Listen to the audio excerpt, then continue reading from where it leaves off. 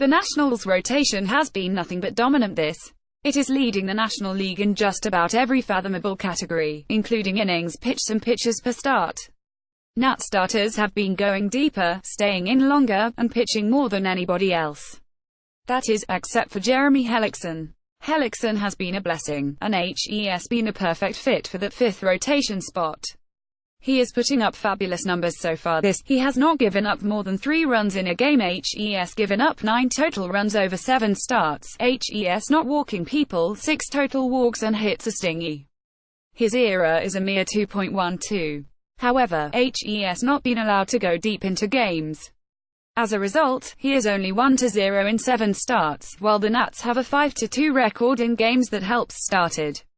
His record should be way better, but he is not pitching enough innings to get the win, and the Nationals aren't getting timely hits in his starts to even give him the chance for the win. Why is Hellickson being pulled? Well, it's certainly not the workload. In his starts, he has gone 4 2/3, 5 1/3, 5 1/3, 5.23, 6 2/3, 5 5 1/3 innings, throwing 88, 93, 57, 61, 91, 61, and 75 pitches. By all means, it looks like he should be able to go deeper in most of these starts.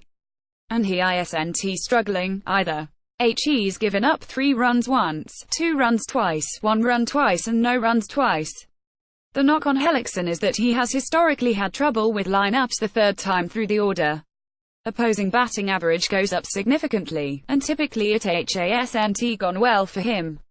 Thus, keeping those numbers in mind, Davey Martinez has not really let him stay in the game third time through the order.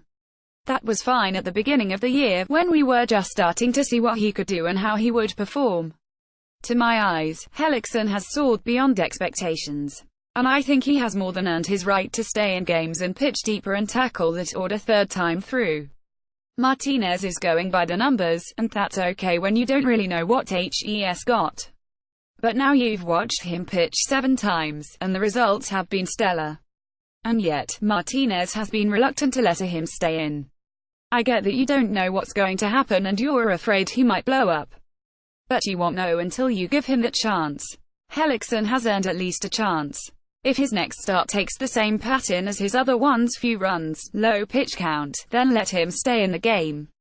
Let him show you what he's got. If history repeats itself and he doesn't do well late in the game, then fine, at least you tried. But he has given you no reason not to trust him.